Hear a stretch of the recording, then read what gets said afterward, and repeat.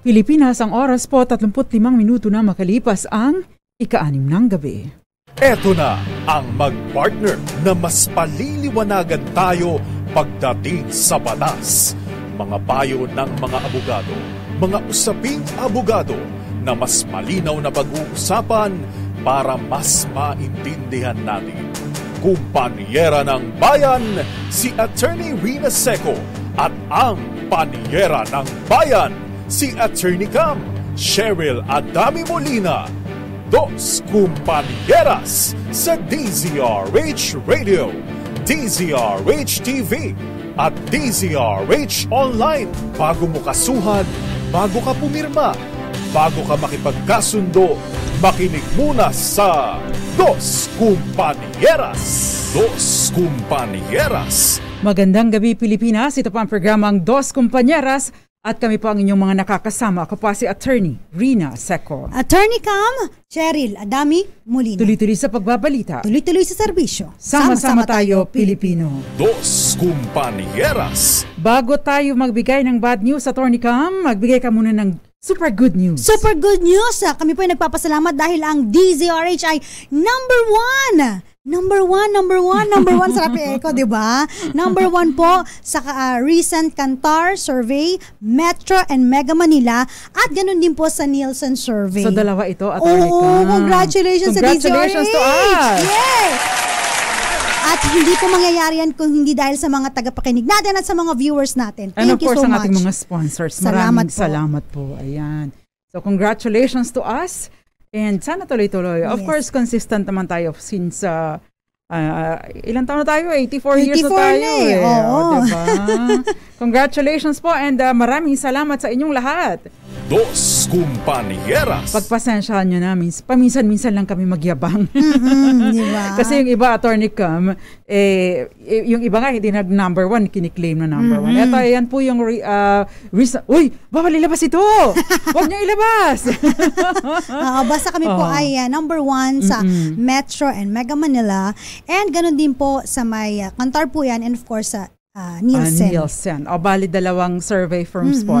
Sila yung talagang nagkakandak ng survey, Attorney Cam. Yes. Oy, TV, wag nyo nang ilabas ha. Bawal ilabas. Meron tayong kontrata. Pero yan po ang resulta. So number one po ang DZRH. Medyo may kalakihan ng lamang, Attorney Cam. And so congratulations to us. Dos Kumpanieras. Sana po tuloy-tuloy lang po ang suporta ninyo at laging pakikinig sa aming istasyon. At sa ating istasyon, dahil atin ito. Siyempre, at naway marami pa rin po kaming ma-impart na mga kaalaman sa inyo. And of course, matulungan. Serbisyo publiko. Dahil ang DZRH ay committed hindi lamang po sa serbisyo on the air, pati off the air because, kahit hindi po kami nag-a-announce ang amin pong or atin pong operation tulong ay tuloy-tuloy ang mga activities, kahit po walang bagyo, kahit walang sakuna, dahil ang ating Wonder Woman na hindi tumitigil, Attorney Cam, lalong-lalo na sa pagtulong sa ating mga kababayan na nangangailangan ng dugo. Regular ito, Attorney Cam, hindi lang tayo mayabang. Ngayon lang tayo, actually tayo lang mayabang, dalawa. Ayan. So, maraming salamat po sa inyo. Of course, yung mga sponsors natin, Attorney Cam, at yung mga nagdo-donate ng dugo sa ating dugong alay, dugtong buhay dahil napakarami pong mga kababayan natin ang natutulungan na nadudugtungan, literally, na nadudugtungan ng buhay dahil sa mga donasyon ninyong dugo. Yan. Dos Kumpanieras. Pero Attorney Cam, meron tayong bad news dahil pabigay mo nga kay Attorney Cam. Sige na nga, ako na nga. Gusto ko sana si Attorney Cam ang bearer ng bad news. Dahil meron po, thank you kay Ray Sibayan. May malakihan na po na naman na oil price hike bukas. Sa anunsyo po ng oil companies, 4 na piso. Take note, Attorney Cam, 4 na piso kada litro ang pagtaas sa presyo ng diesel. At ang diesel po ay karaniwang ginagamit ng mga pampasaherong jeepney at iba pang pampublikong sasakyan. 50 centavos naman ang magiging pagtaas sa bawat litro ng gasolina at ang kerosene ay tataas din ng 2 pesos and 75 centavos kada litro. Ang panibagong taas presyo sa produktong petrolyo ay bunsod ng umiiral na presyo ng petrolyo sa world market. Dos Kumpanieras. Ay nako. Ngayon nga, Panyera, maraming di pa makawi, stranded dahil ang lakas ng ulan dito po sa may Pasay City, I don't know, sa ibang part ng Mega Manila at sa Metro Manila, pati po sa mga, syempre nakikinig sa atin sa probinsya, pero dito po ay super ingat po lakas. Kayo. Hindi kami magkarinigan ni Mr. sa office kanina dahil napakalakas ng ulan. Ano? Tapos zero visibility. Yes. So ingat po kayo sa pagbibiyahe tonight. Dagdagan ng kaunting pasensya. Paalala lamang din po, no? Hina-hinay lamang po sa mga drivers. And of course, yung mga nakasasakyan ng 4 ang gulong, no? 4-wheel vehicle. Medyo pagpasensyahan nyo po lalo na kapag ka may tumatawid. Please, no? Yung mga kababayan natin minsan nakapayong, minsan wala pang payong, tapos bubusinahan ng kalakas-lakas, minamadali. Total naman may bubong ang sasakyan ninyo. Correct. Yung tumatawid, hirap na hirap, no?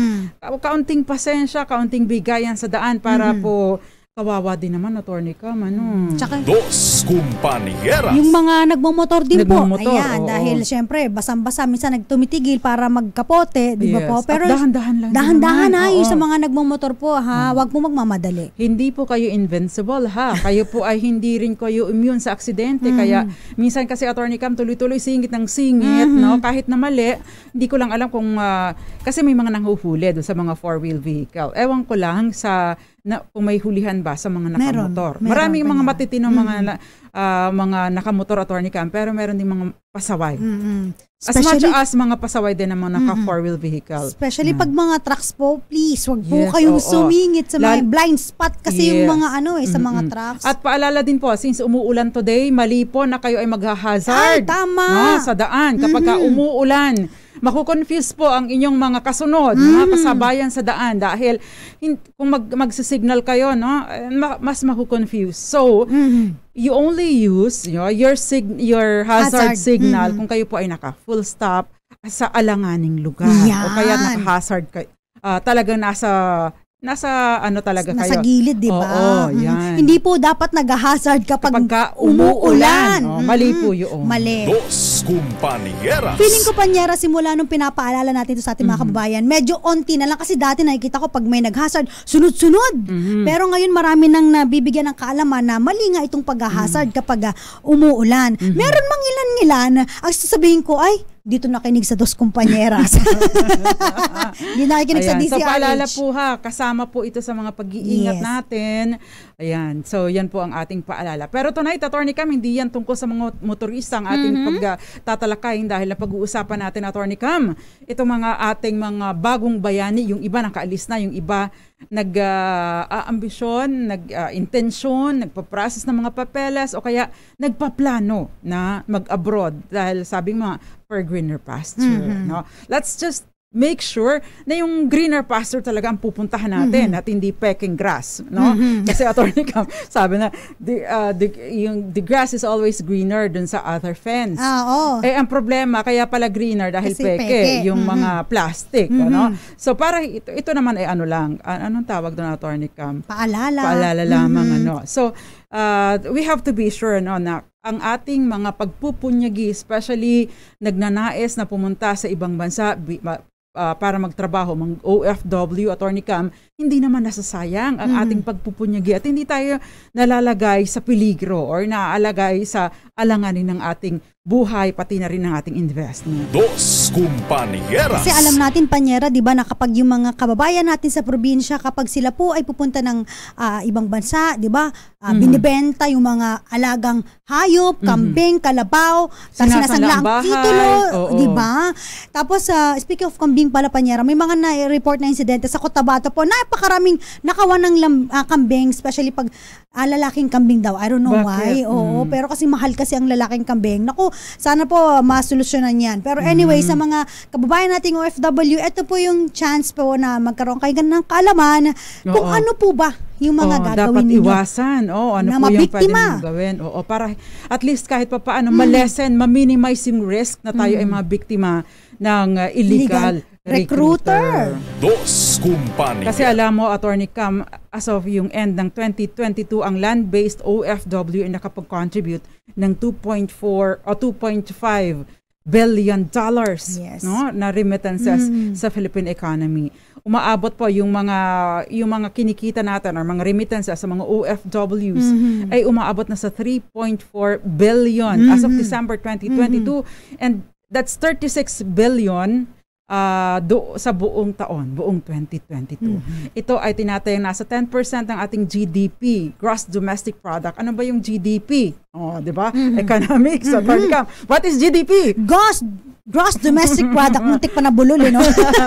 Hindi nakikinig, tulog ng economics. Yes, ito po yung value ng goods and services no, na produce over a specific period of time. So sa loob ng isang taon, bali 10% ng kabuuan ng ating ekonomiya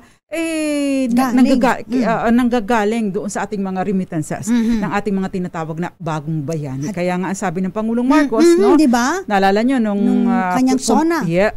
So hindi, yung nagpunta siya sa Thailand. Nagpunta siya sa Thailand ba yun? Malaysia ba? Or Malaysia. Sorry, kasama Malaysia.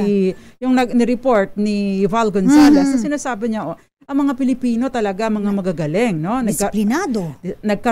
Nakatanggap siya ng mga papuri mula sa mga foreign officials, no? Mga foreign employers. Pero ang importante sana dito ay ma-highlight din, no? Yung pangangailangan na maprotektahan naman ang ating mga kababayan o mga tinuturing nating mga bagong bayani. Dos Kumpanya. In fact, Panyera, doon sa isang statement din ng isang sa Singapore, ng isang opisyal sa Singapore, maraming mga iba doon na mga parang kanilang mga Malaya if I'm not mistaken, sinasabi nila bakit ang daming mga mga Pilipino doon, dapat hindi daw sila pinaprioritize. Sabi naman ng spokesperson, hindi naman natin sila pwedeng isako tas iuwi na lang. Pero bakit sila ang pinipili? So there is something about the Filipinos. Maybe hardworking, merong skills talaga, may talent. So yung mga kababayan nating OFWs, puro mga praises yung napapakinggan natin. So talagang bagong bayani. In fact, Attorney Kamano, kung babalikan natin ang counting history ng Singapore, di ba? Babalikan natin ang counting history ng Singapore. Dati ang sinasabi, nung nagkaroon ng medyo period na kailangang tawag doon, may mga Singaporean na nawala ng trabaho, nagkaroon ng recession. But then sinasabi, dapat Singaporeans first. Yes. No? Ang sabi ni Lee Kuan Yew, sabi niya gano'n, pauuwi natin mga Filipinos? Hindi ba, yung mga Filipinos, bakit ba sila ang pinipili ng mga employers? Hindi mo pwedeng diktahan ng mga employer at sabihin na Singaporeans muna ang kunin mo. Wag yung mga Pinoy. Kasi, bakit pinipili ng mga employers ang mga Filipino? Because sila yung mga masisipag. Kaya rin na-trigger or na-motivate sila, na-challenge sila na pagbutihin. And now, Singaporeans are kasama sila sa mga pinakamasisipag na mga workers. Sabi ni Lee Kuan Yew, dapat matuto kayong makipag-compete by improving your skills. Yes. Pati ang inyong pagsasalita, matuto din kayo ng English. No? So, isa ito sa mga naging motivation kung bakit ang Singapore ay ganun developed country. Tsaka, Panyera, di ba, pag nagpunta natin sa Singapore, karamihan sa mga manager sa mga stores doon, mga Filipino. Yes, diba? Kahit saan ka pumunta, Hotel. Maraming mga Pilipino. Magparamdam nga po kayo dyan, mga listeners, viewers natin na mga nasa Singapore. Dos Kumpanieras. Kaya naman, Attorney ka, medyo lumayo tayo, pero hinighlight lang natin yung galing ng ating mga Pinoy at kung gaano kalaki ang naiaambag nila sa ekonomiya ng bansa. Pero meron pong mga ilang mga batas, no, na sumasaklaw para naman maproteksyonan ang ating mga OFWs. Unang-una, Attorney Cam, yung labor code, no? Kapag pinag-usapan natin yung recruitment abroad, no, pumapasok doon ang labor code. Dahil sa labor code po, naka-specify yung defined ano ba yung legal at saka illegal na recruitment, no? Nakasaad din doon sa bahagi na to ay ang ng mga batas din na nagpoprotekta sa nangangalaga sa ating mga kababayan or kapakanan ng ating mga kababayan, yung Republic Act 8042 na yung Migrant Workers Act of 1995 na inamyandahan naman noong 2010 nitong RA 10022, no? At doon, Attorney ka, mas pinalawak itong definition ng illegal recruitment. Attorney ka, ano ba ang illegal recruitment? Naku, mahaba-haba yan, Panyera. Pag binasa mo essence, pag binasa mo yung RA 1022, naku, napakahaba ng definisyon. Pero in essence po, ang illegal recruitment ay yung pangangako sa iyo o pagre-recruit sa iyo na bibigyan ka ng trabaho abroad. Take note po na under sa RA 10022, no? Yung pangangako pa lang, magbayad ka man o hindi, no, meron mang konsiderasyon o wala, nagpangako lang sa'yo ng employment abroad, ay maaari nang pumasok doon sa kategorya ng illegal recruitment. So, ganun po kabigat, no? Kaya yung marami, ako nang bahala sa'yo. I-refer kita, yung amo ko ganito. Bawal po yun. At maaari kayong managot for illegal recruitment. Dos Compañeras. Siguro sabihin na natin dito, no, yung illegal recruitment, anumang gawain ng paghahanap, pangongontrata, pag-hire, pagkuha ng manggagawa at pag-refer. Refer na lang promise. Pangongontrata ng serbisyo. Pangangako pati promise o pag-a-advertise para sa pagtatrabaho abroad na walang lisensya o otoridad. Take note po na sa ilalim po ng batas, no, hindi na lang limitado sa kawalan ng lisensya. Even licensed recruitment agencies, no, maari pong maging liable for illegal recruitment. Yan, dahil sino lang ang maaring mag-recruit, syempre registered, licensed, merong capitalization, Attorney Cam, at least dati 2 million lang ito. Ngayon, 5 million na. Yes. Tapos meron ng escrow deposit na nire-require na at least 1 million pesos and 75% Filipino ownership. No? So, at saka ipagpapatuloy pa po natin ang ating mga talakayan. No? Ngayong gabi, Attorney Cam, meron pa rin tayong Malakas promo. Para sa ating Malakas promo, namimigay pa rin po kami ng 500 pesos. 2 winners po ang pipiliin namin. Ang gagawin nyo lamang po, sagutin ang katanungan na ano ang liability ng local recruitment agency sakaling hindi masweldohan ng isang OFW na kanilang pinalis. Na-deploy na, nasa ibang bansa na. Yan pong sagot dyan ay malalaman ninyo sa ating talakayan, sa ating pagbabalik. Nakakasama po ninyo ang mga panyera ng bayan. Ako pa si Attorney Rina Seco. Attorney Cam, Cheryl Adami Molina. At kami po ang Dos Compañeras. Dos Compañeras. Dos Compañeras. Nagbabalik pa ang programang Dos Compañeras at kami po ang inyong mga nakakasama. Ako pa si Attorney Rina Seco. Attorney Cam, Cheryl Adami Molina. At tinatalakay ho natin yung tungkol sa illegal recruitment. Binanggit pa lang namin before we pause for commercial, ano ba yung illegal recruitment. So, ano naman ito, Attorney Cam? Common sa lahat yung pagkakaintindi ng illegal recruitment. Yung nire-recruit, bibigyan ka daw ng trabaho, ihahanap ka daw ng trabaho, o ipapasok ka ng trabaho sa ibang bansa. No? Ang pinag-uusapan natin particular yung dun sa ibang bansa, deployment abroad. Kasi meron ding mga local recruitment agencies. Yung local recruitment agencies sa dole lang ho yun. Pero ito hong recruitment agency na nagdi-deploy abroad, ito po ay under ng POEA. Ayan. So, except na ito pong talakayan natin para mas malinaw, pati yung pangangako lamang. Kaya kung kayo ay mahilig mangako na napapako, naku po! paasa ka, maari ka maging liable for illegal recruitment. No? At sa ilalim po ng batas, ang illegal recruitment, Attorney Cam, ay merong dalawang uri. No? Una, yung simple na illegal recruitment. 1:1. No? Isang tao tapos na biktima isang tao. Isang recruiter na biktima isang tao. Meron naman tinatawag natin na economic sabotage, illegal recruitment na equivalent to economic sabotage. Dalawang klase din ito. Isa yung large-scale illegal recruitment at yung isa naman ay yung syndicated na illegal recruitment. Kapag large-scale, Attorney Cam, no, 3 yung biktima, 3 or more, no, pwedeng sa isang transaksyon or series of transactions, no. Kapag ka naman sinabing syndicated, 3 o higit pa, yung nambibiktima, no. So yun lang ho ang pagkakaiba, no. Either way, no, kapag ka po sinabing illegal recruitment na equivalent to economic sabotage, ito po ay maaring umabot sa life imprisonment ang pagkakulong at maaring maging liable even the board of directors, Attorney Cam, may mga opisyal ng kumpanya kung ito man ay kumpanya.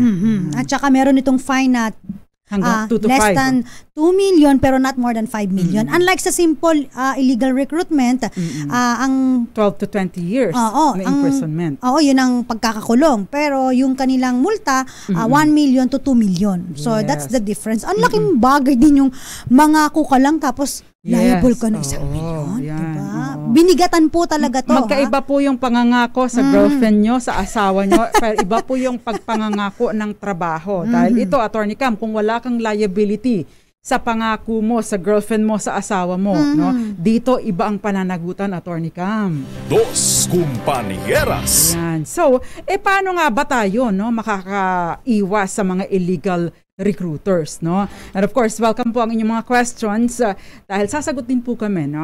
Anything na may kinalaman sa illegal recruitment. No? Basta ang gawin nyo lamang po, pumunta po kayo sa mga social media platforms namin. Hanapin nyo lamang po, naka-Facebook Live po kami. DZRH News, o kaya po DZRH News Television, or DZRH Dos Compañeras Facebook page. Live din po kami sa may YouTube, DZRH TV 4K live stream. Pwede kayo mag-comment o kaya mag-chat sa amin para mabasa po namin. Yes, and of course, Attorney Cam, ang ating DZRH Malakas promo, question.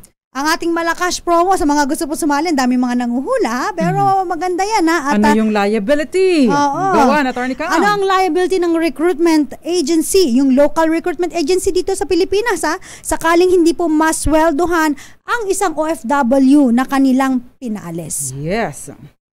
Dos Compañeras. Bago pa natin masagot yan, ito lang po ang ilang mga tips, no? Mga dapat ninyong hindi ninyo gawing katransaksyon. Tama! Unang-una, pagka ang inyo pong pinapromise sa inyo ay bilang turista, aalis kayo bilang turista, pero magtatrabaho pagdating doon sa ibang bansa, no? Common ito, Attorney Cam, no? O kaya kukuha kayo ng visa, kunyari, student visa, no? Marami. Meron ito ha, Attorney Cam, napakaraming mga, kumbaga, visa processing firm daw, Attorney Cam, hihingi ng kalaki-laking pera. Pero kasama doon, no? Hindi kasama si listahan. Pero kasama sa pangako, akong bahala sa'yo. Pagdating mo doon, mahahanapan ka ng trabaho, meron kaming local counterpart. Maraming ganyan, no? Huwag po ninyong papatusin yan dahil unang-una, kung legit po yan, no, na recruiter, hindi po ganyan ang scheme, no? Dapat po ay registered sa POEA, Philippine Overseas Employment Administration. Of course, yun din, Attorney Cam, yung nasa escort service. Ito yung controversial ngayon, no? Akala mo, ihatid ka sa airport. Oo, yung pala, pagdating mo doon. Doon ibibigay ang passport sa airport. Doon bibigay ang papeles mo. Tapos doon ka sa ibang bansa, hindi mo na alam kung anong trabaho mo. Maari kang gawing scammer, kagaya ng mga naipabalita, yung mga naging controversial na naging subject na din ng investigation sa Congress at sa Senate, Attorney Cam. Tapos minsan, itong mga illegal recruiter, nangihingi po ito ng mga placement fee na agad-agad, walang resibo, tapos magkikita lang kayo, Panyera, sa may sa may mga fast food. O wag po kayo doon makikipag-transact, no? Doon po kayo sa mismong opisina with OR. By the way, no, nasa ilalim din po ng Labor Code. If I'm not mistaken, that's Article 13. I will double check on that, ano? Na ang placement fee ay dapat ibinabayad kapag meron ka ng kontrata at nag-umpisa ka ng magtrabaho, no? Ang nangyayari sa atin, Attorney Cam, nag-a-apply ka pa lang. Hindi ka pa nga napapa-medical, nagma-medical exam, hinihingan ka na ng placement fee. Mali po yun. At ang placement fee dapat ay equivalent po lamang sa isang buwang sweldo, hindi lalagpas dito. Of course, excluding other fees, no? For example, magpapa-medical ka, yan. Dos Compañeras. Again po ha, ang sinasabi po sa Labor Code, ang placement fee dapat ibinabayad lamang kapag ikaw ay nahanapan ng trabaho, meron ka ng kontrata at nakapag-umpisa ka ng magtrabaho. Ayan. Ayun, yung iba pa, Panyera, no? Sinasabi na, meron ka ng direct employer. Di mo na kailangan ng dumaan sa POEA. May mga ganun pa, Panyera, no? Tandaan po ninyo kapag kayo pipirma ng kontrata, meron ding attachment na contract from the POEA. So, hindi ito basta-basta. Bini-verify po ito. Correct. Bakit kailangang dumaan sa POEA, no?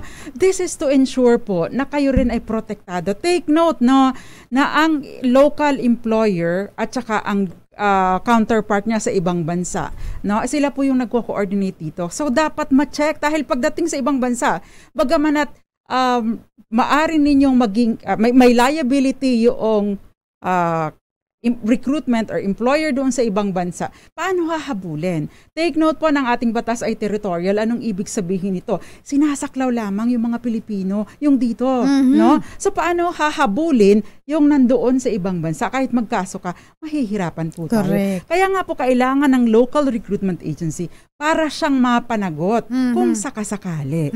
Kaya yun pong, wag kayong magdidil. May mga requirements, may mga exceptions po dito, pero ipinagbabawal po yung yung direct hire. Maliban na lamang kung kayo ay magtatrabaho bilang helper or employee doon sa, ang tawag ng attorney kayo, yung mga diplomatic officials, yun, pwede po yun. Ayan. So, Attorney Cam, pati yung mga assumed identity, nung araw, uso itong assumed identity. Yung mga minor de edad pa, either dadayaan ang edad o kaya naman ay paggagamit yung passport ng kapitbahay. Kasi nung araw, mahirap kumuha ng passport. Oo. Ngayon, madali na lang, no? O kaya yung mga tinatawag na backdoor exit. Naku! No? O baka mamaya dyan, ang pangako sa iyo, pupunta kayo sa Mexico. Yung pala, akala nyo Mexico, Pampanga pala ang destination nyo. Pupunta kayo ng New York. New York, Cubao lang pala. Hindi ka man lang nakasakay ng eroplano. Diba? So, dapat po talaga ay nag-iingat. By the way po, yung mga application form, pati yung pera, dapat ay personal. Hindi yung naka-PO box.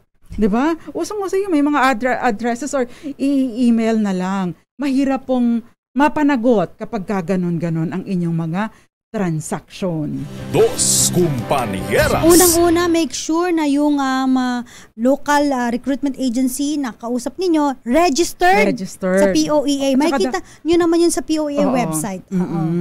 Tapos pag halimbawa po hiningan nyo ng ID, walang mapakitang ID, mag-isip-isip na po kayo. Tsaka dapat may job order, Attorney Cam. Yes. Kasi may mga pagkakataon, walang job order. Lisensyado naman.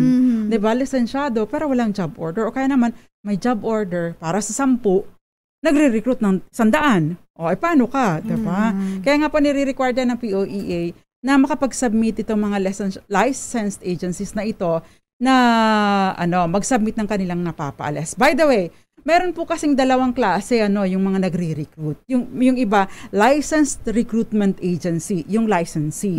Meron din namang may authority lang to recruit, no?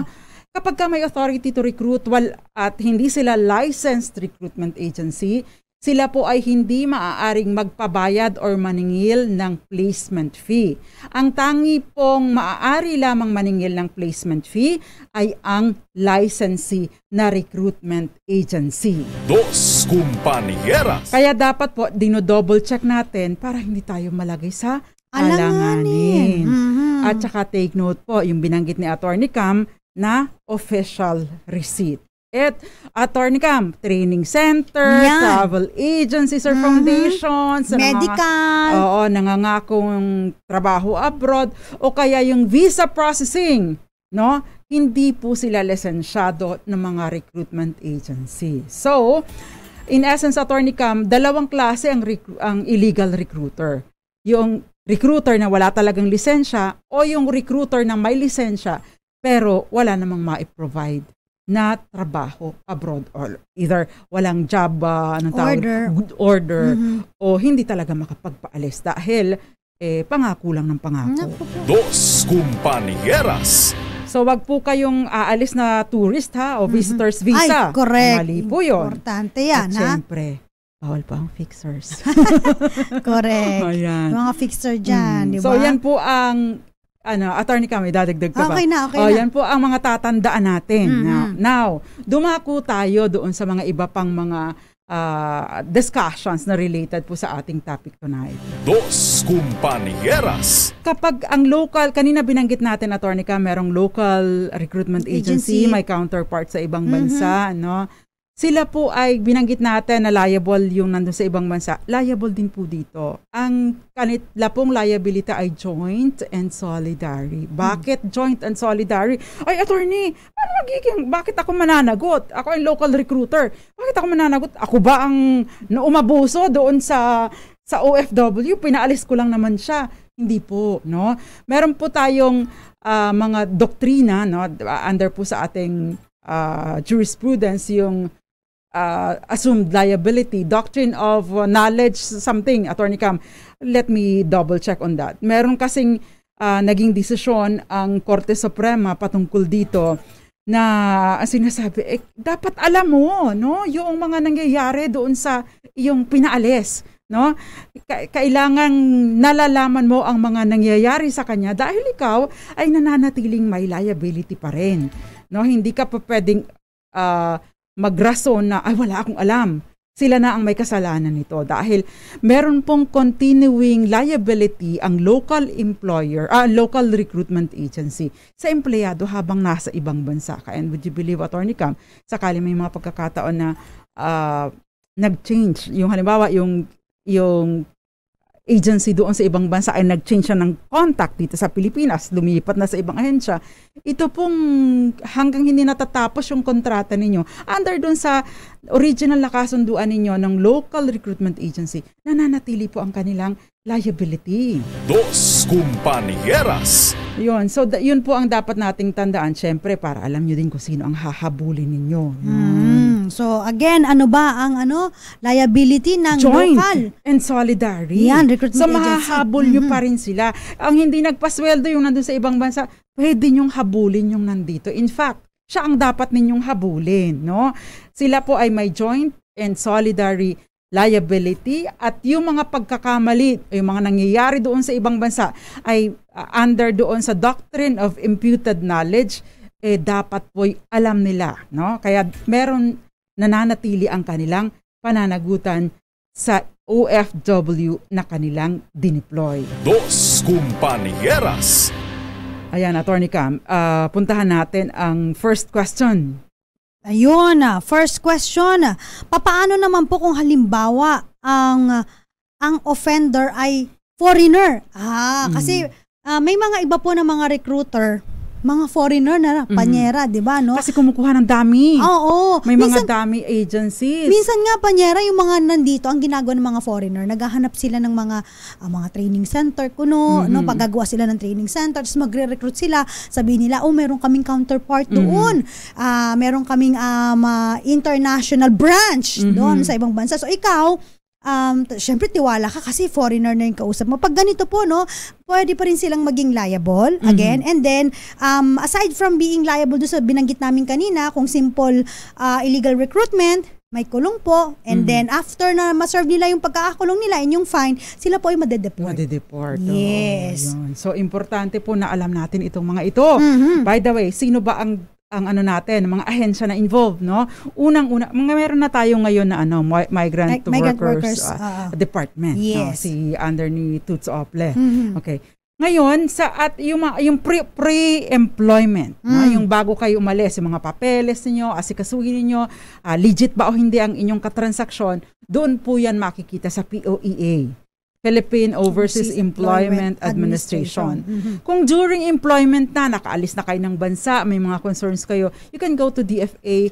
Post-employment, alimbawa, Attorney Cam, naka-employ na kayo, OWA, Overseas Workers Welfare Administration. Ang OWA, Attorney Cam, ay parang siyang insurance. No? Kaya nga, di ba, kayo pag-aalis, Gael Enriquez and may magkano na nga ba ang binabayad? Kasi sila yung mga paalis ng umaalis lagi, kaalis lang ni Gael last year. Si Sandy Navarro, no? Magkano na nga ba ang binabayad sa Kasi ang alam ko dati, Attorney Cam, $1. Hindi ko na alam kung magkano ngayon. No? For every year sa inyong kontrata. Tama ba ako, Gael Enriquez? Paki-clarify mo nga. Ito yung mga umaalis Yan. So, yan po ay kaya importante, Attorney Cam, na merong alam ang POEA sa pag-alis ninyo. Dahil kung sakasakali magka-problema, ang POEA ang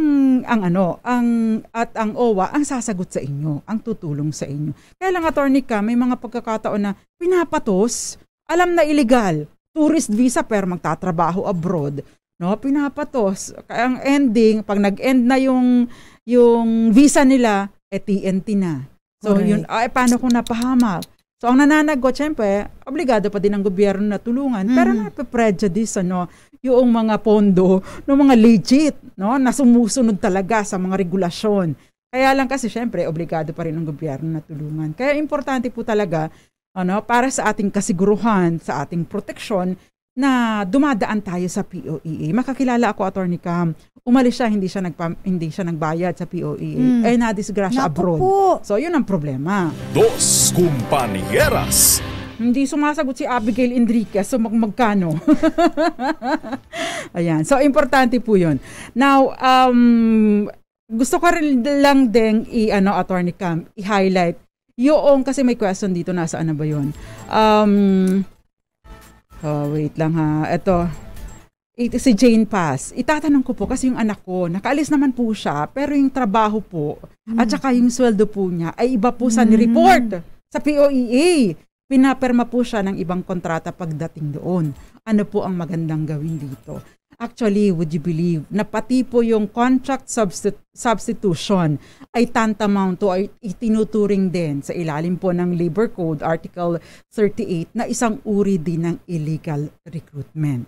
No? So yung naiba yung posisyon ninyo, naiba yung mga tatrabahuhin ninyo doon, yung work assignment ninyo doon, o kaya naman ay iba yung sweldo, no? Ay, ang tempting. Ay, nako, ang laki ng sweldo. Pagdating sa ibang bansa, kulang ng $500. O, diba? May mga pagkakataon na gano'n. And this is common, Attorney Cam. So, yung pong contract substitution ay isang uri din po ng illegal recruitment. Dos Compañeras. Ang tanong, saan mo isasampa ito? No? Kapag ka po money claims, dati, Attorney Cam, ay sa OWA. No? Pero ngayon, sa ilalim po ng 8042 o 122, ito po ay sa ilalim na ng labor arbiter. At binibigyan lamang po ng 90 days, no, mula sa pagkakasampa ng kaso ang labor arbiter para ito ay madesisyonan. Of course, yung mga pagkakataon na 90 days and a year. 90 days plus. No, plus. Plus. Hindi natatapos kasi marami din mga schedule. Yes. Pero ideally, ang sinasabi po ng batas, ang sinasabi po ng batas ay dapat ay 90 days. Ay, mahal pala, Attorney Cam, 196 Hong Kong dollars, $25 US dollars pala ito. Mahal, akala ko $1 lang. Yun yung naririnig ko eh. Dos Compañeras. Ayun. So kapag ka po illegal recruitment, no, ay pwede po kayong dumulog sa sa prosecutor's office. Pero kung kayo ay maramihan at maraming nabiktima, pwede po kayong dumulog sa NBI. I-assist kapag ka mga syndicated na Attorney Cam o kaya naman ay large scale. Pag 3 or more victims, this is large scale. Kapag 3 or more accused, yung nambibiktima, no, ito po ay syndicated. Yan. Pag isa lang, doon po kayo sa prosecutor's office for illegal recruitment. Dos Compañeras. Anyway, Attorney Cam, yung ating malakas. Yung ating malakas, no, maraming sumasagot pero parang kulang ang yung sagot. Ang tanong po natin, again, ano ang liability ng local recruitment agency sakaling hindi masweldohan ng isang OFW na kanya pinaalis? Yun. Baka naman may sasagot na kulong. May sumagot nga dito, amicable settlement. Wala po. Wala. Ay, by the way, kung kayo ay nabiktima ng illegal recruitment, ang iba kasi, ang tendency ng iba, ibalit nyo na lang yung nagastos ko, lugi kayo doon. No? Ipakulong nyo. Manghingi kayo ng danyos perwisyo. Tsaka parang hindi ba ka biktima ng iba? Kasi, yes, maibabalik pa rin naman yung pera ninyo. No? So, wag kayong basta-basta magpapaareglo. Again, sabi nga ni Attorney Cam, makakabiktima pa rin po yan ng iba. Anyway, magandang gabi po muna, Apolinario Madrisa dyan, since 1939 daw siya nanunood sa New Zealand, Gael Enriquez, gayon din San Gabriel at Alexa Cruz, Kenneth Arevalo, Abigail Enriquez, Lalaine Paloma, Rosalie Canton, gayon din Raymond Batalan, Josie Villamor, JC Son Fernandez, Romel Cayabyab, Zelmer Balikat, Deduyo, and Jinky Andrade. Attorney Cam. Magandang gabi rin po kay Santos Mel, Alexander Castro, Nyong Montes, ganon din po kay Miss Belen Rivera, Neng KB, at Melly Celeste, marami pang iba. Yes, Burns Pangilinan Fronda, nanonood sa Maragondon, Cavite, and Ding Carlos, dyan sa isang OFW din po siya. Magandang gabi po sa Ren Servilla, Alisa Dineros, and Lalaine Paloma, Tita Ami, Miraflor Garcia, and Roxanne Costo, gayon din Apolinario Castillo, Tito De Castro, at Emmanuel Talyade, Kim Balbin, and Grace Recta, Milena. Magbabalik pa ang programang Dos Compañeros. Ilan po muna mga paalala. Kami pa rin po ang mga panyera ng bayan. Ako pa si Attorney Rina Seco. Attorney Campo, Cheryl Adami Molina. At kami po ang Dos Compañeras. Dos Compañeras. RH. Dos Compañeras. Dos Compañeras po. Kasama pa rin po ninyo ang mga panyera ng bayan. Ako pa si Attorney Rina Seco. Attorney Cam, Cheryl Adami Molina. Nagmamadali, no? Ang dami po kasi mga questions pa. Anyway, Attorney Cam, no? Kumukuha pa na po kami ng mga winners. But ito, Attorney Cam, ito yung question ni Mike Azurin, saan isasampa ang kaso? Saka po yung isang person lang ang involved at magpa-file ng complaint, pasok pa rin po ba sa illegal recruitment? Ayo po. Pag 1:1, yun po ay simple illegal recruitment. Sa ano po muna isasampa yung kaso? Sa prosecutor's office, Mike Azurin. Ito question, Attorney Cam, pakisagot mo nga ito. Paano po kung na-aksidente o nagkasakit abroad? No, pag alis, healthy pa. Pagbalik ng Pilipinas, naka-wheelchair na. Tapos hindi naman po natapos ang kontrata, hindi pa din bayad sa utang, binigyan lang ng karampot ng recruiter. Yan. So again, no, kapag ka po ito ay no fault, no, walang negligence on the part of the OFW, ay dapat po ay may liability yung employer, di ba? Yung mga medical benefits dapat sinasagot din po nila, pati yung kanilang pagpapagamot, Attorney Cam, yung hospitalization yung kinakailangan. May mga pagkakataon ko hindi nabigyan ng assistance, pati yung would you believe, Attorney Cam, pag nagkaroon ng pre-termination, no? Pati yung kanilang unfinished, yung unexpired portion ng kanilang kontrata, dapat po ito ay sagutin, no? Bayaran, no?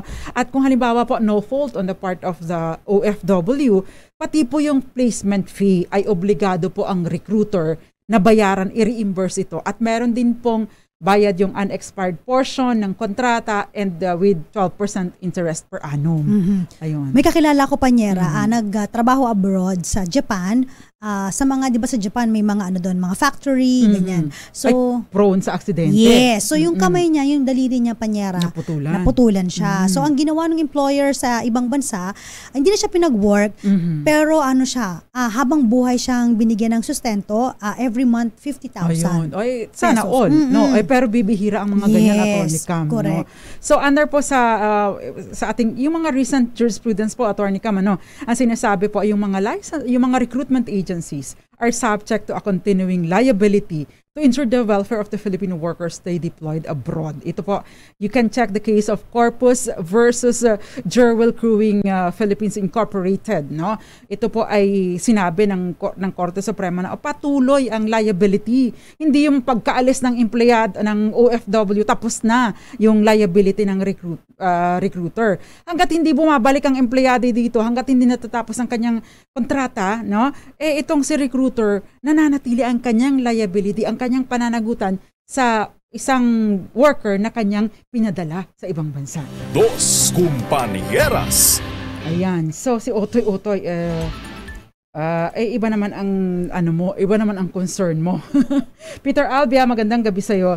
Attorney Cam, ang bilis ng oras. Ito na lang last, Attorney Cam. Yes. No? Pakisagot mo. Ito ay pinost ko po sa Facebook page nung visa processing company, yung reklamo ko kasi desperado na po ako na halos isang taon na po, wala pa din silang trabaho na ibigay sa akin. 150,000 na po ang nakuha nila sa akin. Inutang lang po yun ng parents ko, tapos more than double na po ang interest na po. Tapos nagkasagutan po kami ng staff sa comment section. Ngayon, ako daw po ang idedemanda nila dahil sa post ko tungkol sa agency nila. Ano po ang laban ko sa kanila? Ang tanong, ano ba yung pinost mo? Yes. Yeah, kasi kung halimbawang ito ay defamatory, tapos talagang nakaka-degrade ng reputation nila. Ayan, without talagang, ito yung mahirap sa atin yung mga bugso ng emosyon, no? Sometimes nilalagay natin sa mga social media, nababalikan tayo, di ba?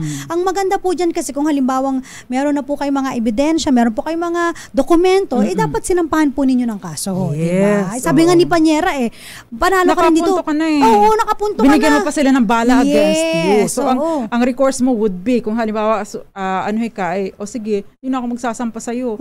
Pero wag mo na rin akong sampahan. Pagka ganun. Pero of course, maganda po na dumulog kayo ng personal sa abogado para ma-assess po kung ito bang pinost niyo ay libelous. Kaya or hindi. Yes, paalala po sa atin kahit legit or valid ang ating mga hinaing, no? Kung hindi po natin ito nilalagay sa tamang venue, maari po tayong mabalikan at maari po tayong magkaroon ng pananagutan. Kaya ingat-ingat po sa ating mga pinupost, no? Hindi sa lahat ng pagkakataon, Attorney Cam, dahil ikaw ay aggrieved, doon mo dadalhin sa social media. Wala rin namang magagawang maganda ang social media kapag kaganyan. Maliban na lang kung, full force, no? Ipipressure. Pero what if wala sumaklolo sa'yo, no? So, importante, we go to the proper venue para hindi po tayo managot. Dos Compañeras. Ayan. Anyway, Attorney Cam, ano nga ulit yung ating DZRH Malakas question? Para sa ating DZRH Malakas question, ano ang liability ng local recruitment agency kung sakaling hindi na swelduhan yung pinaalis nila na OFW? Yung kanila na-deploy abroad. Saglit lang, Attorney Cam, ha? Dahil malakasan ka kung makinig sa DZRH, malakas ka sa amin. Itodo nyo na ng malakasan ang panonood online sa DZRH News Facebook page at masasagot ng tama ang aming katanungan.